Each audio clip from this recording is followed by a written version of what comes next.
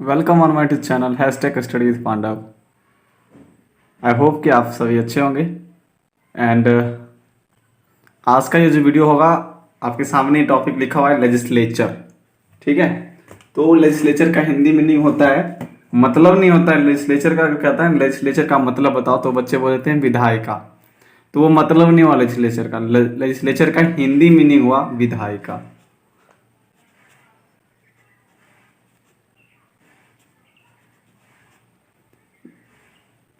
जैसे कहता है कि मैंगो का मतलब बताओ, तो बच्चे बोलते हैं आम। तो मैंगो का मतलब आम नहीं हुआ, मगर मतलब पूछ रहा है तो हमें क्या बताना पड़ेगा, उसके फंक्शन बताने पड़ेंगे। मैंगो का हिंदी मीनिंग हुआ वो आम। तो ये सब छोटे छोटे मिस्टेक बहुत ही गलत है, जो नहीं करना चाहिए। अगर मैंगो का मतलब पूछता है तो उसका फंक्शन बताना चाहिए हमें। मैंगो पीला होता है, खाने में मीठा होता है, ये ठीक है, उसे मैंगो कहते हैं। ठीक है, अगर पूछेगा मैंगो का हिंदी मीनिंग तब बोलेंगे हम। इसी तरह लेजिस्लेचर का हिंदी मीनिंग क्या होता है, विधायिका होता है। और लेजिस्लेचर का मतलब क्या होता है, तब तब इसका मतलब विधायिका नहीं होगा। लेजिस्लेचर का मतलब होता है जो हमारे देश के सभी क्षेत्रों सभी राज्यों के लिए कानून बनाते हैं, उसे सांसद कहते हैं, सॉरी विधायिका बोलते हैं। विधायिका मतलब, लेजिस्लेचर मतलब होता है नियम बनाने वाला। ठीक है, सिंपल मीनिंग। तो चलते हैं, स्टार्ट करते हैं। इसमें बहुत ही अच्छे टॉपिक से आराम से हम लोग पूरे लेजिस्लेचर को, विधायिका को आराम से हम लोग समझने की कोशिश करेंगे। स्टेट लेवल और सेंट्रल लेवल दोनों पे समझेंगे।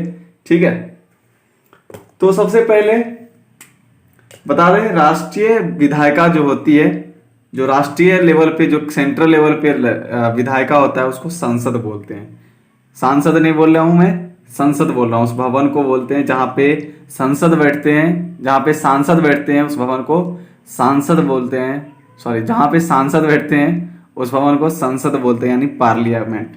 तो अगर राष्ट्रीय विधायिका की बात करें, राष्ट्रीय विधायिका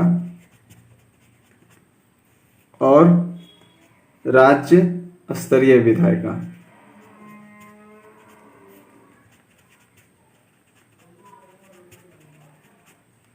ठीक है। तो राष्ट्रीय विधायिका में ये इसको संसद बोलते हैं, यानी पार्लियामेंट, जिसको इंग्लिश में पार्लियामेंट कहते हैं। और इसकी बात करें तो इसको बोलते हैं विधान मंडल। और बता दें, संसद संसद भवन में जो होता है वो बैठते हैं एमपी, और इसमें बैठते हैं एमएलए। एमपी का फुल फॉर्म क्या होता है और एमएलए का फुल फॉर्म क्या होता है, आप कमेंट सेक्शन में हमें बताइएगा। ठीक है, चलो अब चलते हैं, पहले चलते हैं राष्ट्रीय विधायिका पे। अब देखिए, ये है सांसद। सांसद नहीं है, ये संसद है, जिसको पार्लियामेंट बोलते हैं। इसके दो सदन होते हैं। ठीक है, शॉर्टकट में लिखने की कोशिश करूंगा। एक होता है लोकसभा और एक होता है राज्यसभा। अब सबसे बड़ी बात सोचने की कि क्या दोनों के पास समान शक्तियां हैं, दोनों के पास अधिकार सेम है। कुछ क्षेत्रों में दोनों के पास अधिकार समान शक्तियां हैं, समान अधिकार हैं कुछ क्षेत्रों में। लेकिन अगर प्रॉपर बात करें तो लोकसभा को ज्यादा शक्तियां हैं। ठीक है, किस तरह है, क्या है, नहीं है, वो भी हम आगे देखेंगे। तो पहले लोकसभा के मेंबर, यानी लोकसभा और जो ये सेंट्रल में है संसद, लोकसभा और राज्यसभा, इन दोनों में एमपी ही बैठते हैं। कौन बैठते हैं, एमपी। एमपी और एमएलए का फुल फॉर्म बताना है आप। अब दोनों में एमपी बैठते हैं, तो हम लोग जो इलेक्ट एमपी को करते हैं वो किस में बैठते हैं, सबसे बड़ी बात, लोकसभा में या राज्यसभा में, ये समझने वाली बात है। क्योंकि एमपी इसमें भी बैठ रहे हैं, लोकसभा में भी और राज्यसभा में भी। तो हम लोग जो इलेक्ट करते हैं, बाय द पीपल जो इलेक्ट होता है, वो किस में बैठते हैं, वो बैठते हैं लोकसभा में। ठीक है, और राज्यसभा में कौन है होते हैं, वो भी मैं आगे बताऊंगा। पहले इन दोनों के टर्म एंड कंडीशन पढ़ लेते हैं। इसमें कितने ईयर एज होने चाहिए लोकसभा एमपी बनने के लिए, कितने कार्यकाल होते हैं, कितने वर्ष के लिए। ठीक है, पहले देखो लोकसभा की बात करते हैं। इसको पॉइंट बाय पॉइंट, बहुत सारे पॉइंट है, हम लोग समझेंगे। पहले तो इसको लोअर हाउस बोलते हैं। क्या बोलते हैं, लोअर हाउस। थोड़ा स्केच मेरा लोअर हाउस बोलते हैं, ठीक है। और सेकेंड इसको बोलते हैं हाउस ऑफ पीपल, क्योंकि हम लोग इलेक्ट करते हैं इस एमपी को, हाउस ऑफ पीपल, ठीक है। थर्ड क्या क्या बोलते हैं, थर्ड क्या, दोनों लोअर हाउस बोलते हैं और ये होता है अपर हाउस, इसको हाउस ऑफ पीपल बोलते हैं। और इसमें एमपी बैठते हैं, इसमें भी एमपी बैठते हैं, थर्ड फोर्थ। एज क्या होना चाहिए, लोकसभा के जो मेंबर होते हैं एमपी, उनका एज 25 वर्ष होता है। 25 वर्ष के बाद आप एमपी में लोकसभा के लिए खड़े हो सकते हैं। टाइम टेन्योर क्या है, यानी इनकी कार्य अवधि जो है वो कितने वर्ष की है, टाइम टेन्योर ये होती है 5 ईयर की, 5 वर्ष की। ये अस्थाई सदन है। अस्थाई सदन का मतलब क्या होता है अभी बताता हूं। अगर जितने एमपी हैं ये सभी मिलकर कोई गठबंधन या कोई सरकार नहीं बना लेती है कुछ टाइम के अंदर, तो क्या होता है ना, ये लोकसभा भंग आती है, फिर से इलेक्शन होता है, ठीक है। इसीलिए, और जो राज्यसभा होता है वो कभी भंग नहीं होता है। क्यों भंग नहीं होता है वो भी बताऊंगा। इतना पॉइंट हो गया, आगे हम और भी पॉइंट देखते हैं, इसी में देखेंगे पॉइंट। अभी हम लोकसभा का ही देख रहे हैं पॉइंट, इसका नहीं देख रहे हैं। ये प्रत्यक्ष निर्वाचन होता है, यहाँ पे जो भी आते हैं, इनका जो निर्वाचन होता है इस लोकसभा के एमपी का, वो प्रत्यक्ष निर्वाचन, यानी कहने का मतलब क्या हुआ कि सार्वभौमिक वयस्क मताधिकार के अकॉर्डिंग जो मतदान होते हैं उसके अकॉर्डिंग आते हैं लोकसभा के एमपी। अब देखो, अभी टोटल नंबर ऑफ सीट्स कितने हैं, 543। और कॉन्स्टिट्यूशन में मेंशन है मिनिमम मैक्सिमम कितना हो सकता, मैक्स कितना हो सकता है, 550, ठीक है। अब देखो 543 में क्या क्या कंडीशन है कि मैक्सिमम जो है स्टेट से जो एमपी होंगे, स्टेट से 530 होंगे, ठीक है। और यूनियन टेरिटरीज जो होंगे वह 13 होंगे और 2 नॉमिनेटेड होते हैं। यहां पे आपको टोटल पुल रहेंगे 545, ठीक है। लेकिन कुछ कुछ ऐसा भी स्टेट अभी है जहां पे वैकेंट है, कहीं पे कुछ विवादित क्षेत्र होते हैं, वहां पे इलेक्शन नहीं हो पाता किसी कारणवश, तो क्या होता है ना, वो विवादित क्षेत्र अभी बचा हुआ है, इसीलिए 543 ही अभी सीट हैं, ठीक है। मैक्सिमम 550 हो सकते हैं लोकसभा के सीट्स, ओके। इसमें 2 नॉमिनेटेड होते हैं, ये भी बता दिया मैंने। अब क्या बताना है मुझे, अब देखो प्रत्यक्ष निर्वाचन में एक चीज और बता देता हूं। फर्स्ट की जो लोकसभा के एमपी आते हैं वो हम लोग बाय द पीपल इलेक्ट करते हैं, प्रत्यक्ष निर्वाचन होता है सार्वभौमिक वयस्क मताधिकार के अकॉर्डिंग। और इसमें या वो आदमी, कोई भी आदमी हो, या पूंजीपति हो, काला हो, गोरा हो, नीला हो, पीला हो, ठीक है, सभी का प्रत्येक व्यक्ति का मत का जो मूल्य होता है वो समान होता है, यानी 1 होता है, ठीक है। तो लोकसभा में हमने सारा कुछ बता दिया, एमपी बनने के लिए क्या क्या टर्म एंड कंडीशन है, यानी 25 साल होने चाहिए। टाइम टेन्योर उसका कितना होता है, 5 साल होता है। अस्थायी सदन है, ये भंग भी हो जाती है कभी कभी, डिजॉल्व बोलते हैं, डिजॉल्व मतलब होता है भंग होना। प्रत्यक्ष निर्वाचन के थ्रू यहाँ के लोकसभा के एमपी इलेक्ट होते हैं। टोटल सीट इतने, मैक्सिमम इतने हो सकते हैं। स्टेट से मैक्सिमम 530 हो सकते हैं और 13 हो सकते हैं यूनियन टेरिटरी और 2 नॉमिनेटेड, ठीक है।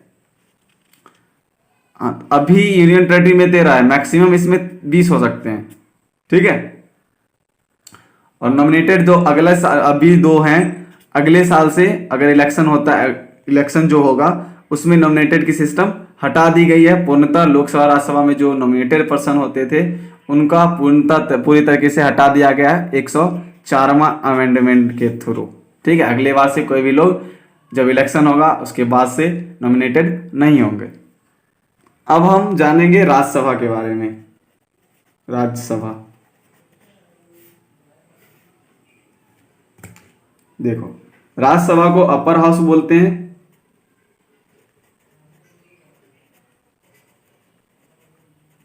ठीक है। इसको काउंसिल ऑफ पीपल बोलते हैं, काउंसिल ऑफ स्टेट बोलते हैं। आपको बता दें कि ज्यादातर स्टेट के जो भी स्टेट से, राज्यों से संबंधित कानून नियम होते हैं वो यही बनाती है। कौन बनाती है?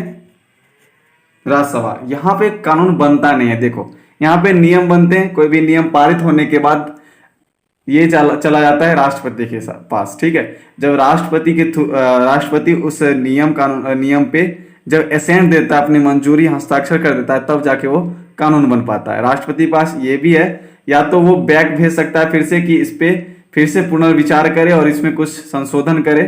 ठीक है, या तो राष्ट्रपति के पास इतना अधिकार है, वो पॉकेट वीटो का इस्तेमाल कर सकती है, वो अपने पास रख के उसको बंद करा देगी। वो नियम कानून कभी बनेगा नहीं, वो मतलब रिटर्न राज्यसभा में भेजी गई नहीं। एसेंट ना एसेंट देगी, ना ही वो बैक भेजेगी। इतना अधिकार राष्ट्रपति के पास होता है। ठीक है, इसमें भी एमपी बैठते हैं। इसका जो एज होता है वो 30 ईयर होता है, इसमें जाने के लिए 30 ईयर एज होता है। इसका टाइम टेन्योर होता है 6 साल। अब देखो बताता हूं, ये कभी भी पूरी तरीका से एक बार इलेक्शन नहीं होता है इसका। इसमें ये होता है अप्रत्यक्ष चुनाव, यानी हम लोग बाय द पीपल इसको इलेक्ट नहीं करते हैं। इसका चुनाव करता है लोकसभा के जो मेंबर होते हैं, और मे बी जो विधानसभा के जो स्टेट में विधानसभा आते हैं उसके मेंबर जो होते हैं वो भी इलेक्ट करते हैं। अब बता दें, इसमें 12 नॉमिनेटेड होते हैं राज्यसभा में। ठीक है, नॉमिनेटेड होते हैं 12, और इसमें अभी 245 सीट है। मैक्सिमम हमारे कॉन्स्टिट्यूशन में लिखा हुआ है 550 सीट हो सकते हैं। अब देखो, ये जो मनोनीत होते हैं 12, ठीक है, वो कहाँ से कौन आदमी होते हैं? जो साहित्य में बहुत अच्छे किए होते हैं, बहुत ही उसका कुछ होता होगा, जो साहित्य में बहुत आगे हो, कला के क्षेत्र में आगे हो, विज्ञान के क्षेत्र में आगे हो, खेल के क्षेत्र में आगे हो, समाज सेवा के क्षेत्र में आगे हो। यानी आप भी समाज सेवा करके नाम कमाओ और आप भी एमपी जाके बन सकते हो। ठीक है, ऐसा नहीं है पढ़ने के बाद इलेक्शन ही जीतना पड़ेगा। अगर इस एरिया में भी आप, जैसे देखो अभी सचिन तेंदुलकर एमपी है राज्यसभा में।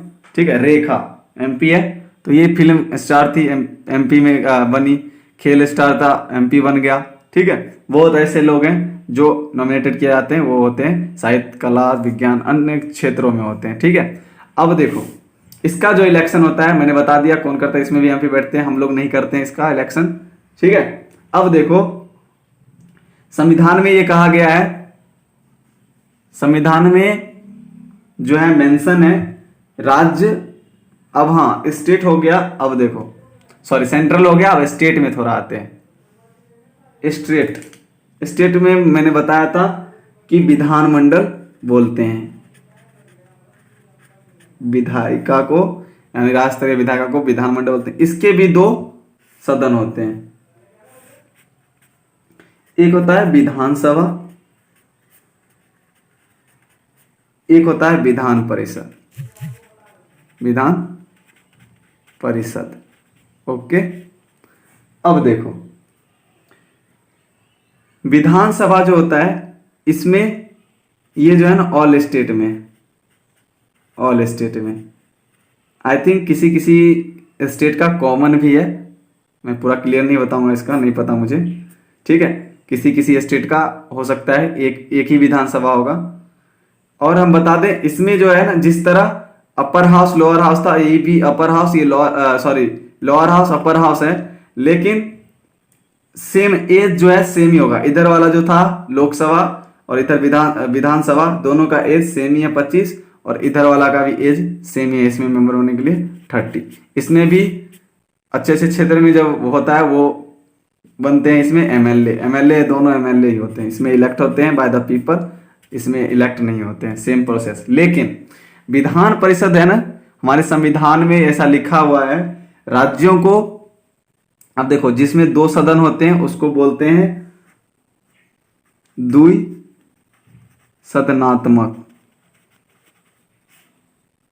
विधायिका। ठीक है, सही से लिख लेना आप कमेंट नोटबुक में। ठीक है, और जिसमें एक सदन होता है उसे बोलते हैं एक सदनात्मक विधायिका।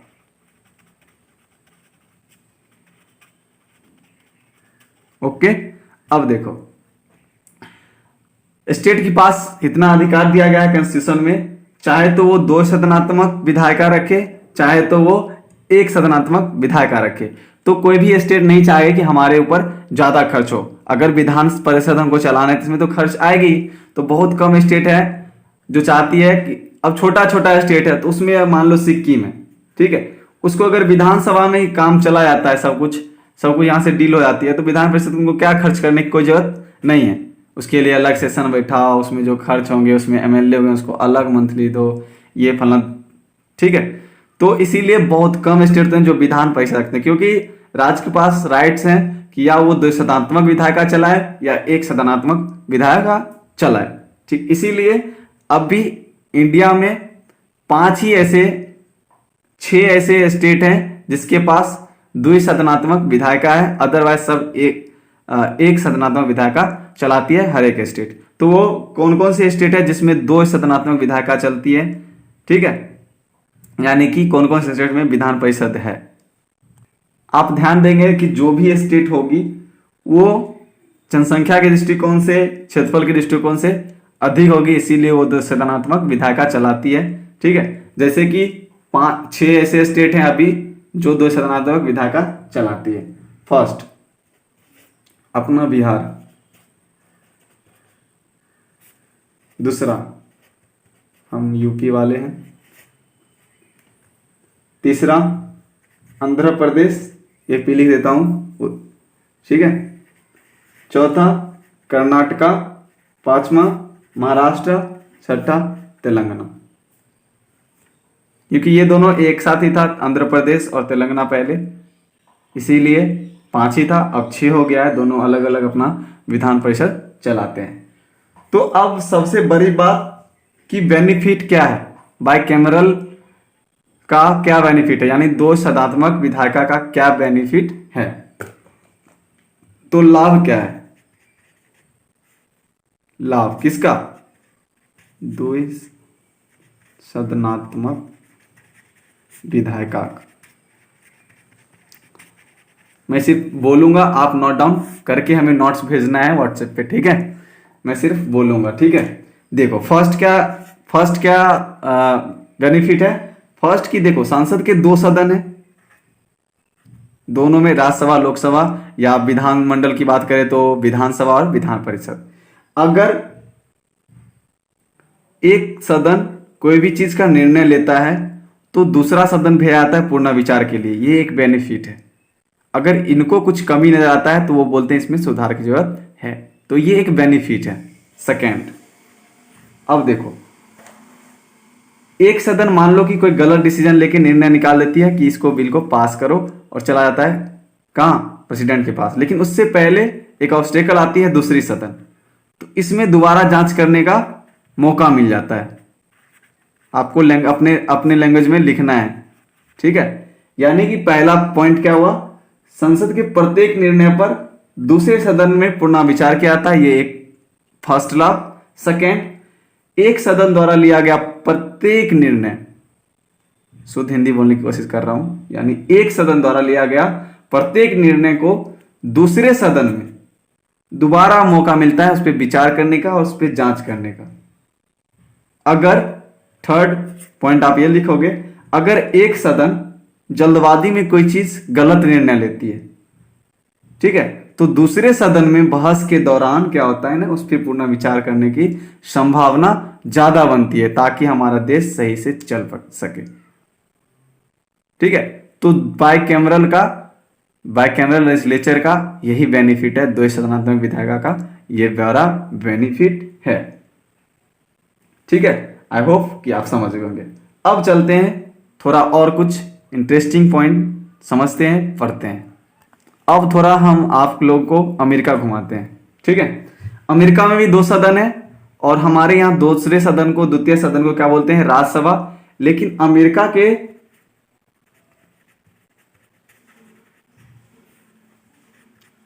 द्वितीय सदन को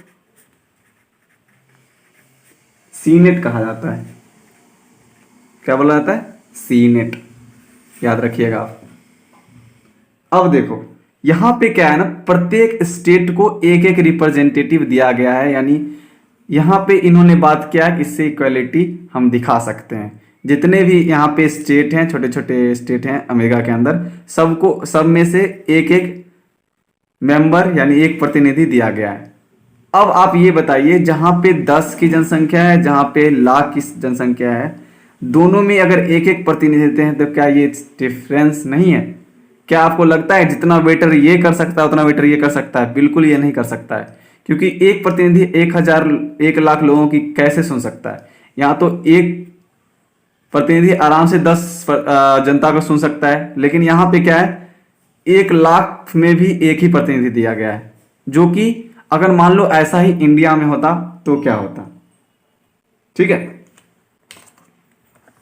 अमेरिका में सभी राज्यों की समानता स्थापित करने के लिए क्या किया गया है, छोटे राज्य हो या बड़े राज्य हो, सबको एक एक प्रतिनिधि दिया गया है, यानी small state equal to big state कर दिया गया है। लेकिन इंडिया में अगर मान लो ऐसा कर दिया जाए तो क्या हो सकता था? क्या ये सही हो सकता था?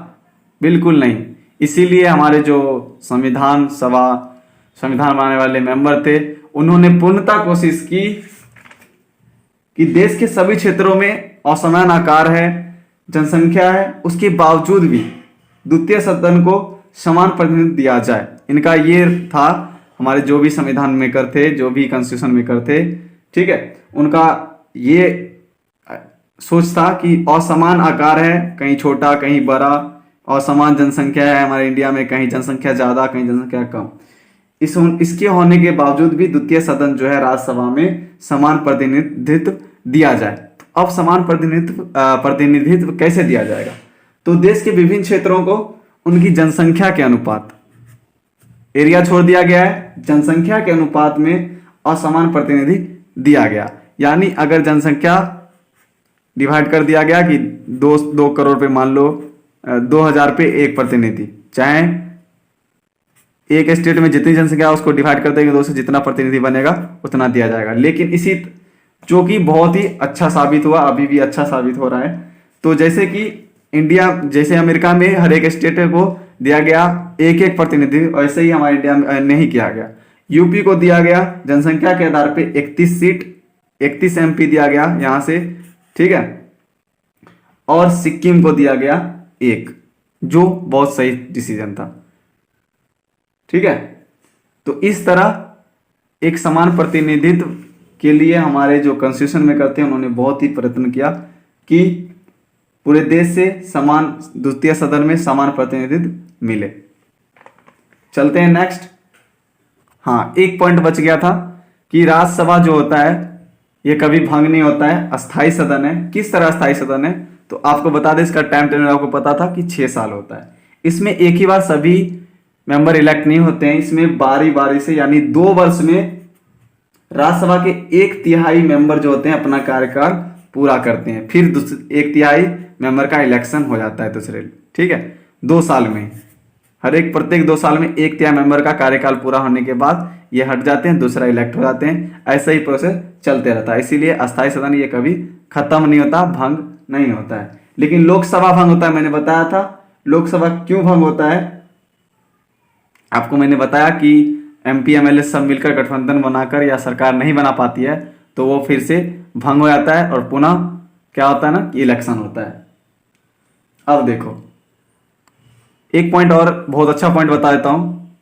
मैंने जो जो बोला है आपको लिखना है नोट्स में, मैंने कम बोला है, समझाया ज्यादा है। एक पॉइंट और, लाभ, राज्यसभा के लाभ बता देता हूं।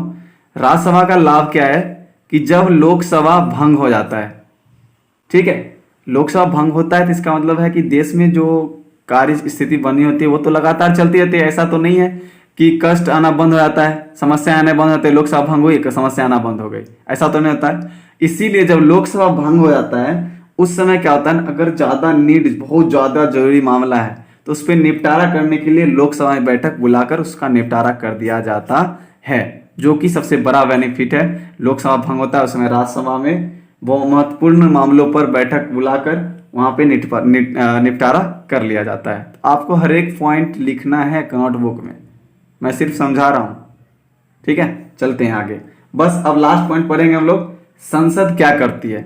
जो संसद होती है यानी संसद में बैठने वाले जो सांसद होते हैं उसके बारे में बात कर रहा हूं, वो उनका क्या कार्य होता है। बस ये कुछ 5-7 मिनट और वीडियो हो गए, आराम से आप लोग देखिए। तो सांसद क्या करती है, बहुत ही शॉर्ट शॉर्ट पॉइंट में मैं बताऊंगा, आपको नोटबुक में लिख लेना है। फर्स्ट,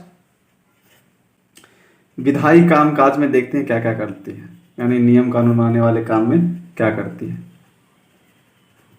सिर्फ समझाएंगे हम, ठीक है, पॉइंट वाइज। देखो, सांसद जो होते हैं ना पूरे देश में और देश के जितने भी स्टेट हैं उसके लिए, यानी किसी भी भाग के लिए कानून बनाती है। ये विधायी काम में आता है सांसद के, यानी सांसद पूरे देश या देश के किसी भी भाग यानी किसी भी क्षेत्र के लिए कानून बनाती है। विधायी कामकाज में एक सांसद का ये कार्य हो गया, ठीक है। सेकेंड, कार्यपालिका, हाँ लिखने से अच्छा है मैं समझा दूं। सेकेंड पॉइंट, जो कार्यपालिका होता है उस पर नियंत्रण और उसका उत्तरदायित्व सुनिश्चित करता है कि कार्यपालिका जो है जो काम करती है उसके लिए डिवाइड करता है कि अगर आप इस डिपार्टमेंट में हो तो इस डिपार्टमेंट के अंदर आने वाले काम को ही करेंगे, दूसरे में इंटरफेयर नहीं करना है आपको। उसके लिए सुनिश्चित करता है उसका उत्तरदायित्व जो है उसकी रिस्पॉन्सिबिलिटी है उसको निर्धारित करना है कि आपको अपनी रिस्पॉन्सिबिलिटी पूरी करनी है, दूसरे विभाग में जाके उसको दखल नहीं देना है। चाहे आप बड़े लेवल पे हो तो छोटे विभाग में आके दखल नहीं देना है, और छोटे विभाग में हो तो बड़े अपने अपने विभाग का नजर रखना है। यानी कि कार्यपालिका पर नियंत्रण तथा उसका उत्तरदायित्व को निर्धारित करता है कौन? सांसद करता है। थर्ड, वित्तीय कार्य। अब देखो, वित्तीय कार्य में क्या करता है कि जो कर पब्लिक पे लगाता है, जनता पे, और सरकार के द्वारा जो धन का प्रयोग किया जाता है, ठीक है, उस पर नियंत्रण रखता है कौन? सांसद। कि सरकार कितनी कर बढ़ा रही है, कहां से कर ला रही है, और उसका निवेश कहां कर रही है, उसका खर्च कहां कर रही है, इस पे नियंत्रण रखता है। यानी लोकतंत्र में सांसद जो है कर तथा सरकार द्वारा धन के प्रयोग पे नियंत्रण रखता है। ये एक वित्तीय कार्य यानी पैसों से मामले में ये काम करती है। और आपको बता दें, भारत सरकार कोई भी अगर नया कर प्रस्ताव लाता है तो उसे सांसद की स्वीकृति लेनी पड़ती है, डायरेक्ट कर वो नहीं लगा सकता। अगर सांसद स्वीकृति दे दी उसके बाद जाके वो नया कर लगा सकता है, देश और दुनिया देश में लगा सकता है। उसके लिए अगर नया कर लाता है उसके लिए क्या करना पड़ेगा? पहले सांसद से स्वीकृति लेना पड़ेगा। तो एक पॉइंट आप लिखोगे, यदि भारत सरकार कोई नया कर प्रस्ताव लाए तो उसे सांसद की मंजूरी लेनी पड़ती है, यानी स्वीकृति लेनी पड़ती है। फोर्थ, बहस और मंच। बहस का मंच, ये जो संसद है यह एक बहस का मंच है। संसद जो है देश में जितने भी चल रहे वाद विवाद है उसका सर्वोच्च मंच है। संसद देश के जितने भी वाद विवादित मामले हैं उसका सबसे सर्वोच्च यानी सुप्रीम मंच है। सांसदों को भी किसी विषय पर निसंदेह निर्भयता से बोलने की पूर्णतः आजादी होती है, लेकिन डिसिप्लिन में, ठीक है। पांचवा, संवैधानिक कार्य। सांसद के पास इतना अधिकार होता है कि संविधान में संशोधन कर सकता है। यह एक संवैधानिक कार्य है जो सांसद के पास अधिकार है कि संविधान में संशोधन कर सकता है। लेकिन आपको बता दें कि अगर संविधान में अगर संशोधन, आप ये भी लाइन लिखना, अगर संविधान में संशोधन होता है तो सांसद के दोनों सदनों के द्वारा विशेष बहुमत से पारित होना जरूरी होता है, जिसको स्पेशल मेजोरिटी बोलते हैं। उसका अलग फंडा है, तो आपको बस इतना याद रखना है, स्पेशल मेजोरिटी से पास होना चाहिए। क्या? जो संशोधन के नियम है, जो संशोधित करने जा रहे हैं उसको दोनों सदन में द्वारा विशेष बहुमत से पारित होगा, तब जाके वो संशोधन होता है। ऐसा नहीं कि लोकसभा में सिर्फ पारित हो गया तो संशोधित हो जाएगा, ठीक है। यानी प्रत्येक संविधान संशोधन का संसद के दोनों सदनों में और दोनों सदनों के द्वारा विशेष बहुमत से पारित होने के बाद संशोधन किया जाता है। किसी भी एक संसद के कहने से या पारित करने से संविधान में संशोधन नहीं होता है, ठीक है। 6 नंबर पॉइंट आपको सब लिखना है, ठीक है। निर्वाचन संबंधी कार्य।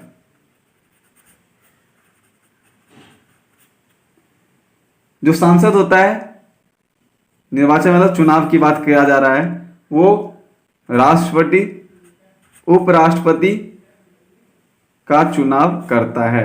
जो संसद होता है वो उपराष्ट्रपति और राष्ट्रपति का चुनाव करता है, यानी ये निर्वाचन संबंधी कार्य में संसद के आते हैं।